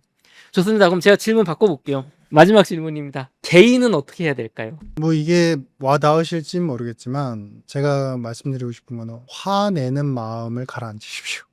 화나는 마음을. 두 번째는 뭐냐면 비판을 위한 비판은 스스로한테도 해가 되니 안 했으면 한다. 최근에 유튜브가 사실 일상화됐죠. 그러면서 분명한 장점이 있어요. 정보의 신속성과 정보의 정파, 그다음에 우리가 접근 불가했던 데이터나 정보에 대해서 누구나 쉽게 알 수 있는 새로운 분야 다 알 수 있고. 근데 이제 중요한 건 뭐냐면 이럴 때일수록 고품질의 데이터나 어느 정도 정교화된 데이터나 그런 코멘트들을 스스로 가리시고 스스로 통제하고 좀 필터링 하시는 부분도 필요할 것 같다. 왜냐하면 지금 이렇게 화가 나면요, 결국에는 화나는 마음도 저도 이제 답답한 부분이 있으니까 일부분은 이제 이해가 되지만 화가 나는 마음으로만 있으시면 다음에 대응은 개인들은 화만 날 뿐이에요. 그냥 소리만 지를 뿐이에요. 그보다는 더 우리가 어떻게 구조적으로 변화했으면 하는지에 대한 요소를 촘촘히 제가 개인적으로 생각하는 거 아까 말씀드린 것처럼 가장 국가 내 인플레이션이 심한 부분에 대한 지원이 좀 있었으면 한다는 거고, 두 번째는 집중 성장 전략이 장기적으로 있어야 된다는 거. 이런 요소들을 저는 저 나름대로 그냥 제 개인적인 개똥자락처럼 갖고 있는데 여러분들도 그런 마음을 가지고서 접근을 정책 대안을 갖고서 접근을 하시면 좀 우리가 그래도 함께 사는 그래도 우리나라 어렵다 해서 당장 버리고 떠날 수 없지 않습니까? 아이들이 잘하고 있고 된장찌개가 맛있는 나라니까. 그러니까 그만큼 너무 이제 싸움을 위한 싸움보다는 그런 요소들을 하나씩 우리가 가져나가고 의견을 제시하다 보면 좋은 방향으로 가지 않을까라는 저는 그나마 희망을 좀 갖고 있습니다. 저도 참 박사님하고 이야기하고 싶은 게 이건 시청자분들한테도 드리는 말씀인데 제가 최근에 그 보험연수원의 하태경 전 국회의원님이죠. 원장님을 인터뷰했는데 그분이 되게 재밌는 아이디어를 주셨어요. 보험사들이 적립금을 비트코인으로 적립을 하고 싶어 한다. 비트코인 많이 오르니까 젊은 세대들이 보험 가입 안 하는데 우선 막 이렇게 아이디어를 주셨거든요. 제가 볼 땐 일리가 있는 부분이 있었는데 댓글을 보다 보니까 내가 지지했던 당과는 다르지만 뭐 이렇게 산업을 연구하시는 모습이 좋습니다. 이런 댓글도 있지만 정치적인 거 있잖아요. 뭐 옛날에 막 이제 화나신 분들이시잖아요. 그럼 저는 참 답답한 게 아니 우리나라 국가 경쟁력이 자꾸 이렇게 힘든데 뭔가 신산업으로 해외에 돈을 벌거나 말씀하신 내수를 이렇게 성장시킬 수 있는 아이디어가 있으면 그런 게 뭔가 야 저거 한번 연구해보자 이런 분위기가 만들어지면 저도 박사님 같은 분을 모실 때 박사님 요즘 비트코인을 보험 쪽에서 뭐 이렇게 해가지고 해외 자본을 끌어들인다는 아이디어가 화제가 되고 있는데 이게 좀 현실성이 있나요? 만약에 여기서 돈이 생긴다고 하면 아까 어떤 분야에 지원해야 된다. 우리나라 이제 주거라고 하셨잖아요. 그럼 여기서 돈 좀 벌어서 세금 걷어서 이거 공공임대주택에다가 좀 이렇게 돈을 이렇게 뿌릴 만큼 이게 좀 산업이 이런 거 물어보면 민주당 지지하시는 분들은 공공임대주택을 좀 많이 하자고 보통 보수 쪽 지지하시는 분들은 임대주택 말고 내 집을 갖고 싶다는 거잖아요. 그럼 맨날 싸우는데 결론이 안 나잖아요. 그럼 요런 거 산업 파이를 키워서 공공임대주택 쭉 지으면 답이 나온다 하면 타협이 되잖아요. 근데 그런 거를 물어볼 기회가 없어요. 왜냐면은 그냥 나랑 안 맞으면 얘는 죽일 놈이야. 그러니까 맨날 박사님 말대로 화만 나니까 그런 부분 조금 제가 답답해서 드려봤습니다. 주제 넘기. 좋습니다. 그럼 이런 걸 또 잘 좀 해결하고 있는 나라가 있다고 하니까 조금 그 이야기 해보도록 하겠습니다.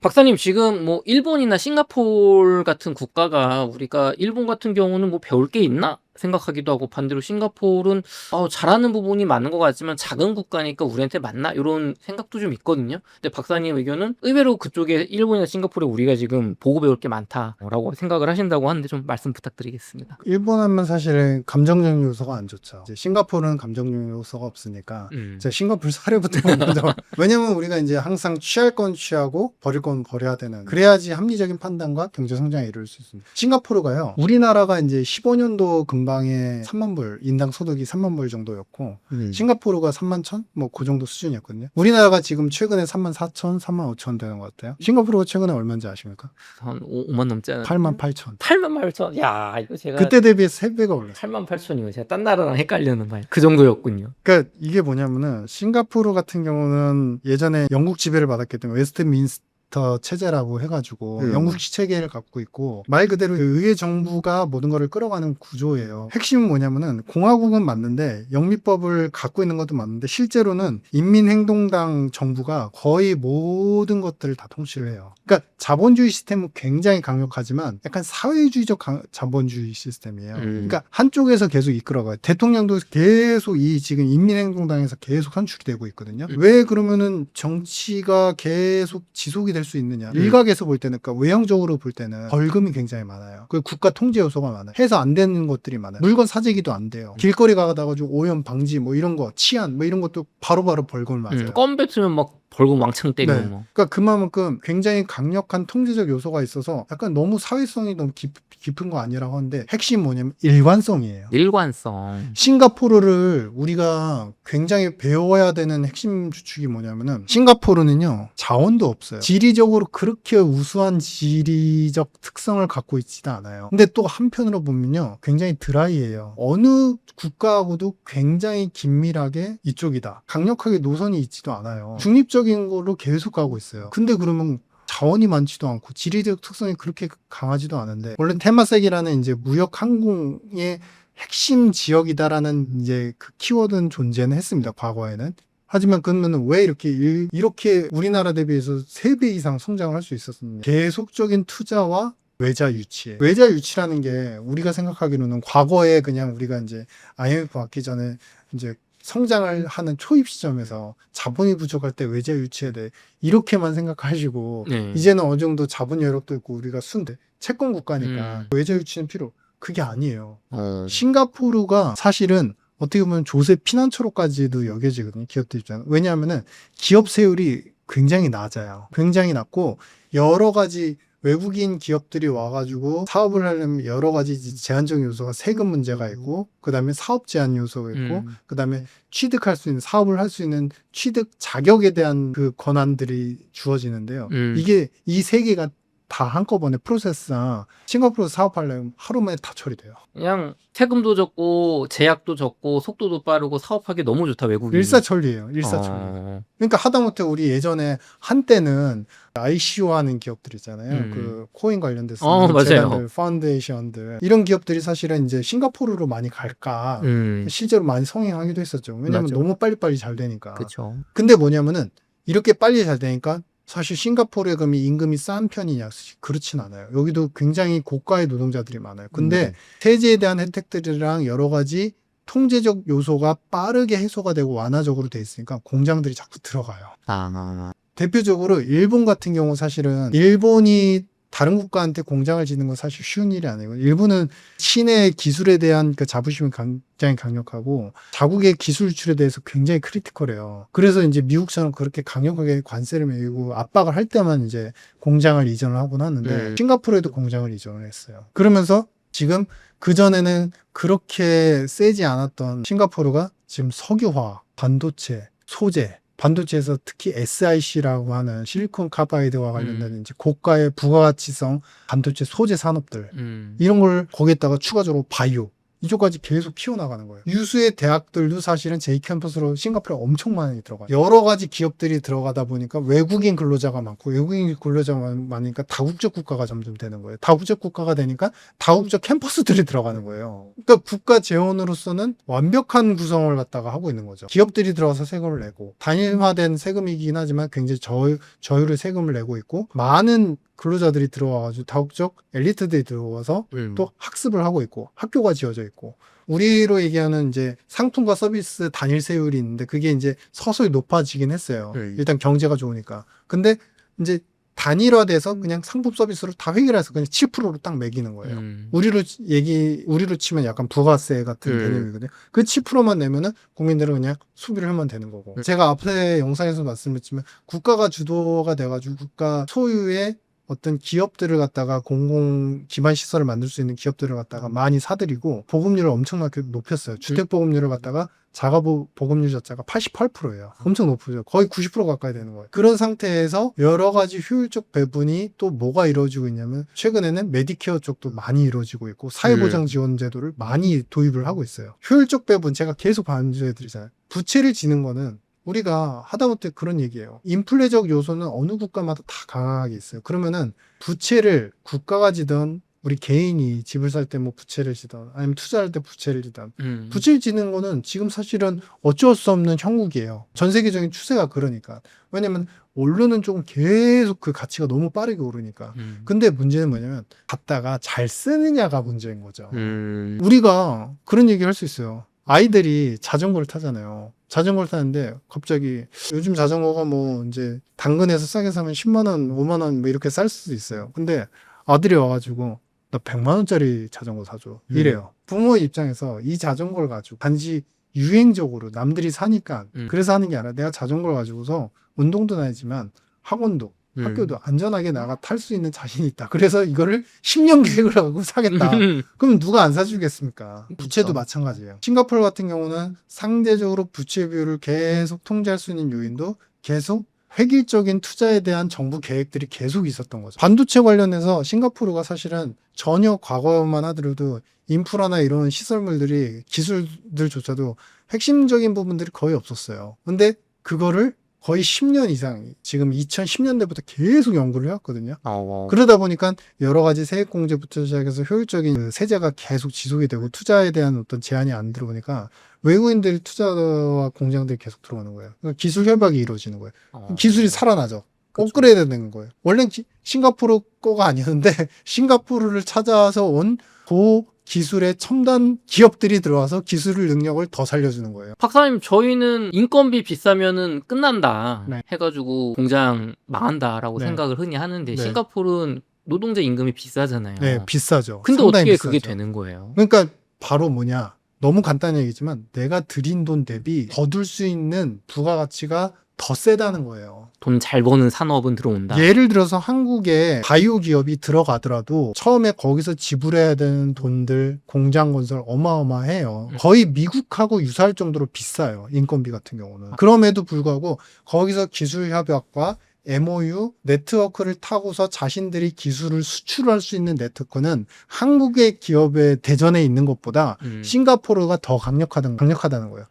아직도 우리는 국부펀드 뭐 그것보다는 지금 미국이 우선이지 않아요. 그러지만 테마섹이라는 국부펀드는 아직도 바이오 산업에 있어서는 핵심적으로 기업을 키우느냐 마느냐, 이 기업이 글로벌이 되느냐 안 되느냐 핵심 요소가 될 정도로 굉장히 큰 펀딩 규모를 자랑하거든요. 그러니까 그만큼 잘하는 거를 계속 밀고 나가는 핵심 요소가 중요하다. 그리고 이 국가 같은 경우는 약간의 사회적 통제가 너무 강력해서 때로는 국민들의 불만도 있지만 획일적이다. 일관성이 있다. 일관성. 제일 중요한 키워드는 일관성입니다. 박사님, 그러면 우리가 부채 얘기를 할 때 흔히들 지금 예를 들면 지금 이재명 정부에서 좀 공격적으로 재정 확장을 한다고 하면 많은 분들이 부채가 지금도 많은데 이걸 계속 키우면 어떻겠냐 반대하는 쪽도 있고, 반대로 이거를 부채를 써서 파이를 키우면 되나 이렇게 얘기가 많이 부딪히는데, 싱가포르 같은 경우는 GDP가 우리나라처럼 3만 달러대였다가 지금 8만 8천 거의 9만 달러로 올라갔잖아요. 그러면 싱가포르는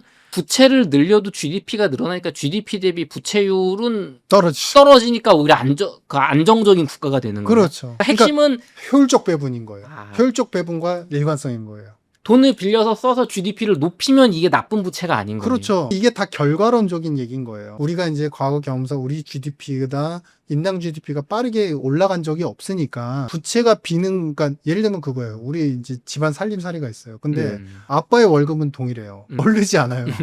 근데 지출 내역이 엄마가 봤을 때 갑자기 이번에 아들내미 좋은 자전거 사는데 100만 원이 확 들어와요. 네. 원래 써야 되는 의식주 비용 거기 빼고서 100만 원이 들어. 그러면 엄마는 화가 나겠습니까? 안 나겠습니까? 열받죠. 화가 나는 거예요. 그러니까 뭐냐면 성장의 기대가 만약에 뚜렷하게 있으면 어머니는 화를 안 냈을 거예요. 아버지가 나 다음 달이면 승진하고 나 월급이 얼마 더 오르고 몇백 프로 오르고 막 이러면 그래 아들님이 튼튼한 좋은 자전거 사줬다.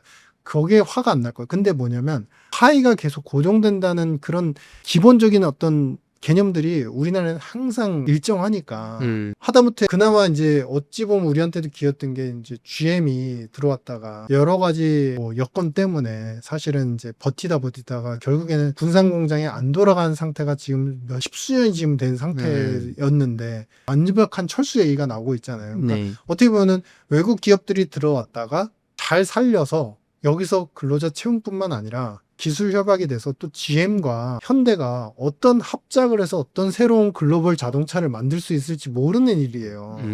싱가포르는 그 기회의 이익을 놓치지 않았다는 거죠. 근데 한국은 우리나라는 이제 그런 케이스들이 자꾸 잘 안 되는 케이스로 전환이 되다 보니 부채에 대한 늘어나는 근데 엄밀히 말하면 그럼 부채가 늘리는 게 나쁜 건가요? 현대화폐론에서 이런 얘기를 해요. 우리는 신흥국은 아니지만 일단은 이제 통합 패권상 패권이 약한 국가들은 이런 정책을 한대요. 경제가 좋아지면 배불러지면 확장 재정을 한대요. 왜냐면 세입이 많아지니까 배불러지면은 돈을 더 푼대요. 근데 경제가 어려워지잖아요. 그럼 세입이 줄잖아요. 네. 채무 비율 때문에 걱정하느라고 돈을 안 푼대요. 그러니까 건강한 사람한테는 밥을 엄청 많이 주고 삐쩍 말라가지고 이제 영양 실조가 걸릴 사람한테는 밥 먹지 마세요. 나도 지금 어떻게 될지 모르니까 밥 먹지 마세요. 이런다는 거예요. 바로 이게 뭐냐면 역행적 재정 전략이라고 해요. 거시적으로 경제를 갖다가 계속 순환시키면서 사이클을 회복시키려면 역행적 투자의 재정이 필요한데 대부분의 국가 채무 비율을 걱정하는 국가들은 사실 여기에 그 판도라의 상자에서 벗어나지 못한다. 통장이 항상 그냥 인류라는 패턴으로 간다. 현대화폐론 통화론자들은 사실 그런 지적을 상당히 많이 했고 현대화폐론 MMT 이론이 그럼 뭐 대단한 것도 이 MMT 이론으로 지금 바이든 정부와 트럼프 정부가 사실은 모든 경제 정책을 시행할 정도로 전통적 오스트리아파나 경제 정책에 반하는 현대의 화폐주의화된 정책에 굉장히 현실화된 정책자들입니다. 이분들이 제안하는 건 굉장히 강력해요. 근데 미국은 이제 그거를 써먹으면서 약간은 본인들 유리한 쪽으로만 써먹죠. 마지막 핵심은 MMT 학자분들이 계속 그걸 강조했죠. 세금을 올려라 마지막에. 근데 미국은 안 올리잖아요. 우리와 같은 그래도 통화주권이 약한 국가들한테 뭐냐. 역행적 투자를 해라. 안 좋을 때 부채를 늘려서 배분을 하고 공격적 투자를 해라. 근데 문제는 효율성의 문제인 거죠. 항상 거기서 퀘스천 마크가 그러면 역행적 투자를 해서 돈을 우리나라가 부자가 될 수 있느냐에 투자를 해야 된다는 거예요. 일시적 정책은 안 된다는 겁니다. 일관성이 있어야 된다. 이게 참 어려운 것 같아요. 우리나라 산업이 정말 반도체 이후로 지금 말씀하신 그런 일관적인 투자가 들어간 산업이 그 이후에 있나라고 하면은 사실 없는 것 같아요, 저는. 그냥 정권 바뀔 때마다 있고 부동산은 있는 것 같습니다. 부동산은 일관적으로 대출을 많이 해주고 집값을 올리는 부양을 많이 하고 그건 있는 것 같은데 박사님 그럼 이제 어쨌든 일본과 이제 싱가포르 사례는 들었잖아요. 네, 일본의 자민당이 사실은 이번에 이시바 총리가 또 내려오시긴 했지만 자민당은 이제 우파예요. 이게 그냥 우파가 아니라 사회주의적 우파라고 얘기를 해요. 이게 뭐냐면 제가 말씀드리고 싶은 일본 사례에서 일본의 감정도 안 좋고 일본 다 때 지나가가지고 이제 일본이 저성장 나온 지 언젠데 일본 얘기 망해가는 나라 왜 배워 막 이렇게 근데 생각하죠. 그게 아니라 배울 거면 배워야죠. 일본이 그래도 우리나라 GDP 대비한 규모나 순대외 채권은 어마어마해요. 우리나라의 10배예요. 순대외 채권만 해도. 일본의 포용주의를 얘기하고자 하는 겁니다. 우파는 우리가 생각하는 각 국가들, 전 세계 국가들 보면 우파는 보수고 기득권이라고 표현을 하시죠. 자민당 같은 경우는 원래 고이즈미 총리 때부터 사실은 보수의 계층이지만 항상 민주주의적 보수다라고 하고 포용주의적 보수다라고 해서 사회의 약자 계층들에 대한 포용을 절대 늦추지 않았어요. 우리가 아베 총리 들어서기 이전에 이제 고이즈미 총리 그때부터 사실은 2020년대 들어설 때까지 제일 집중했던 게 뭐냐면 빈곤 노인들에 대한 복지 정책들을 굉장히 확대를 했습니다. 그건 비단 이제 의료 서비스뿐만 아니라 실제로 최저로 어느 정도 살 수 있는 소득에 대한 것들을 계속 여건을 만들어주는 거.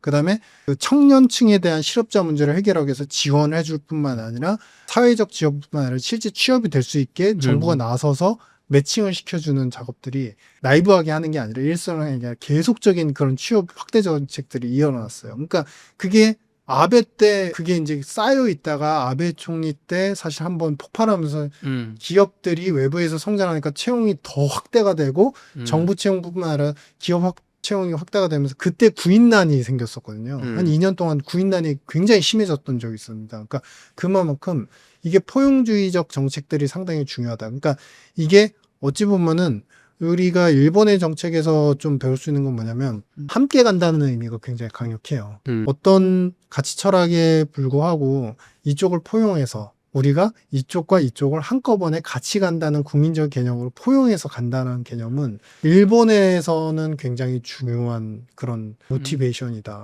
일본이 연금 개혁을 하는 과정에서도 상당히 어려움이 많았습니다. 2000년 초반에 연금 개혁을 이미 이제 선언을 하고 연금에 대한 납부액 의 부담들이 상당히 커요. 일본. 그래서 최근에는 그런 것들 때문에 자민당에 대한 불만들도 많이 쌓이긴 해요. 일본 실제로 이제 MZ 세대들 젊은 계층들은 노인 표 노리고 하는 거 아니냐. 왜 우리가 이런 것들을 부담해야 되냐. 일부에서는 이제 이 연금 나는 포기하고 싶다. 이런 얘기까지도 하시긴 하는데 중요한 건 전반적인 정책의 방향 자체가 같이 다 함께 가자는 주의가 굉장히 강력하다는 거죠.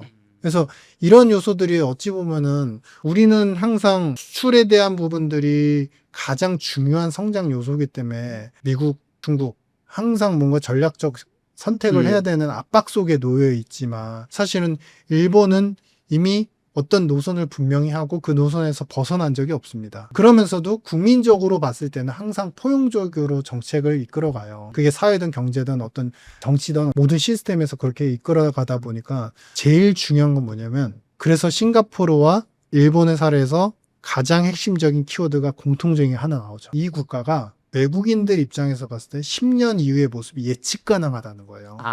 예측 가능성, 일관성. 예측 가능하다. 여기에서 이 부분이 요대로 지속될 것 같다는 예측 가능성이 보인다는 거예요. 그렇죠. 투자라는 거는 사실 돈을 잘 버냐 못 버냐보다 불확실성이 더 싫은 거니까. 그러니까 예측 가능 범위가 국가가 어떤 시스템적으로 유지가 된다는 거는 외국인들 입장에서 투자의 메리트가 상당히 있는 것이고 이 국가가 10년 후에도 그러면 일률화된 지금까지 회귀 분석으로 이만큼 성장을 연평균 했으니 앞으로도 이렇게 성장할 것이다라는 믿음을 갖게 해주고 그러면은 공장뿐만 아니라 사회적 투자가 계속 일어날 수 있고 싱가포르라는 아무런 자원도 기술도 예전엔 빈약했던 국가가 이제 바이오, 반도체 모든 분야를 갖다가 다 지금 공장 건설부터 시작해서 기술을 섭렵하기 시작했고 일본 같은 경우도 잃어버린 10년, 20년 얘기를 하면서 힘들었다고는 하지만 모든 분야에서 아직도 또다시 탑 1위를 기록하고 있잖아요.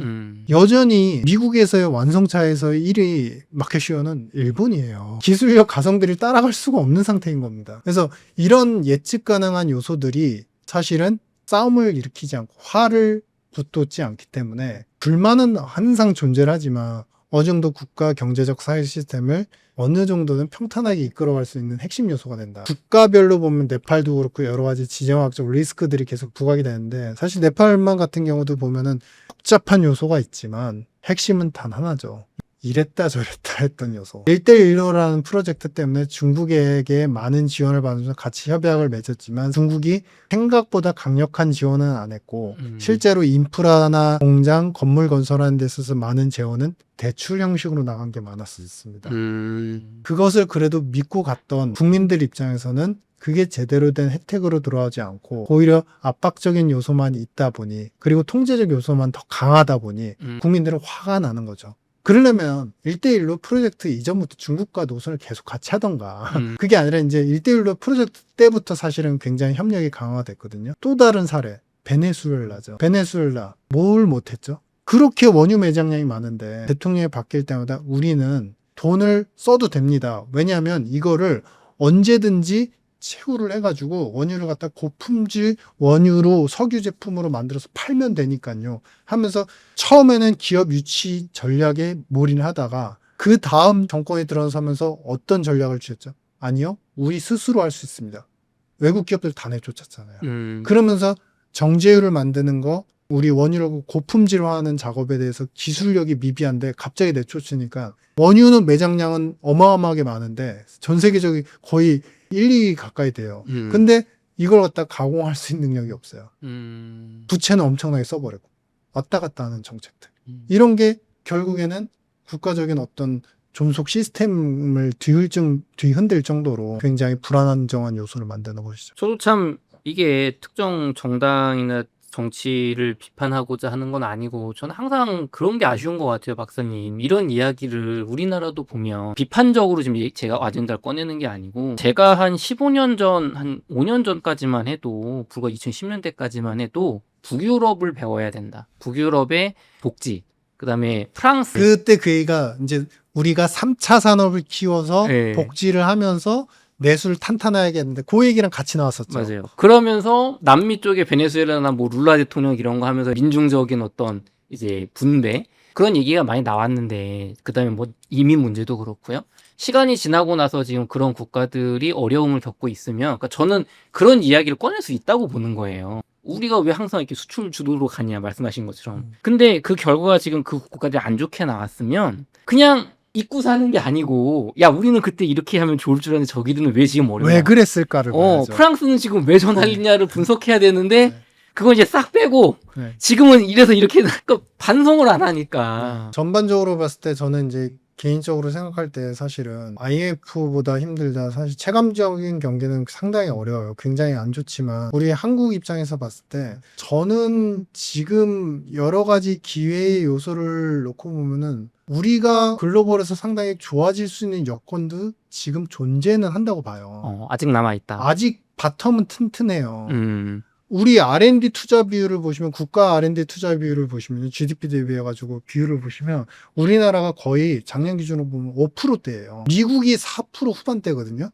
일본이나 동남아시아 국가들 보시면은 아무리 R&D 투자 많이 한다고 해도 프랑스나 뭐 유럽 말씀하셨지만 2%대예요. 우리나라가 절대적으로 높은 건 맞아요. 근데 관건 앞에서도 말씀드렸지만 집중화가 잘 되느냐, 효율적 배분이 잘 되느냐 이게 되게 중요한 거고 가장 중요한 건 뭐냐면은 실제의 요즘에 이제 그래도 어느 정도 변화가 있긴 하지만 실제 산업을 알고 기업을 아는 분들이 정책을 짜면 굉장히 좋은 것 같고요. 두 번째는 그냥 있는 것보다 이제 미국에서 우리가 또 하나 장점이 있는 게 필리버스터. 공개 청문회를 통해서 민간에서 계속적인 제안을 계속할 수 있고 그거를 공공적인 어떤 토론의 형성자. 그러니까 이게 한마디 키워드 뭐냐? 대화. 계속적인 대화. 끝없는 대화. 저도 자꾸 의견을 드리게 되는데 저는 이제 거인의 정원 출판사라는 출판사의 마케팅 이사를 겸하고 있는데 저희 출판사는 암호화폐, 비트코인, 스테이블코인 이런 쪽을 3년 정도 전부터 책을 많이 출간하고 있거든요. 또 박사님의 트럼프 패닉 책도 출간을 했고요. 근데 이게 우리나라 암호화폐는 유튜브에서 사실 시작한 거예요. 어젠다가 다 사기라 그러다가 사실은 저는 KBS 뭐 100분 토론 아니면 뭐 이런 토론 프로그램이 있잖아요. 그런 데서 지금 시점에 박사님 같은 기존 금융권에 있으신 분들이 바라보는 스테이블 코인과 한국 원화 스테이블 코인과 달러 스테이블 코인이 부딪혀서 어떻게 될 거냐, CBDC 전략은 어떻게 될 거냐, 비트코인 산업을 육성을 해야 되냐 마냐 의견이 있으실 거고, 암호화폐 쪽에 이제 그쪽에서 회사를 설립하신 분들의 의견도 있을 거잖아요. 그럼 이런 분들이 모여서 말씀하신 대화를 하면서 어떻게 할 거냐를 정해야 되는데 규제해야 된다, 사기다, 투자다 막 그러니까 결국은 암호화폐로 돈 버는 얘기만 있고 이거 산업으로 키우자는 얘기는 지금 없잖아요.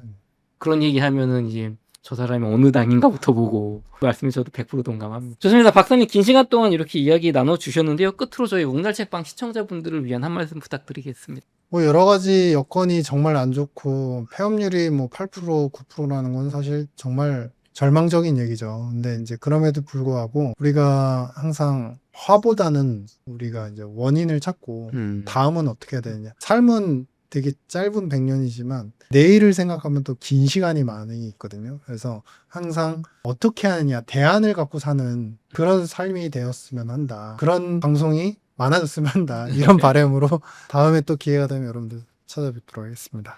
네, 이렇게 해서 트럼프 패닉의 저자이신 유신익 박사님을 모시고 인터뷰를 나눠봤습니다. 긴 시간 동안 수고 많으셨습니다. 감사합니다. 네, 감사합니다.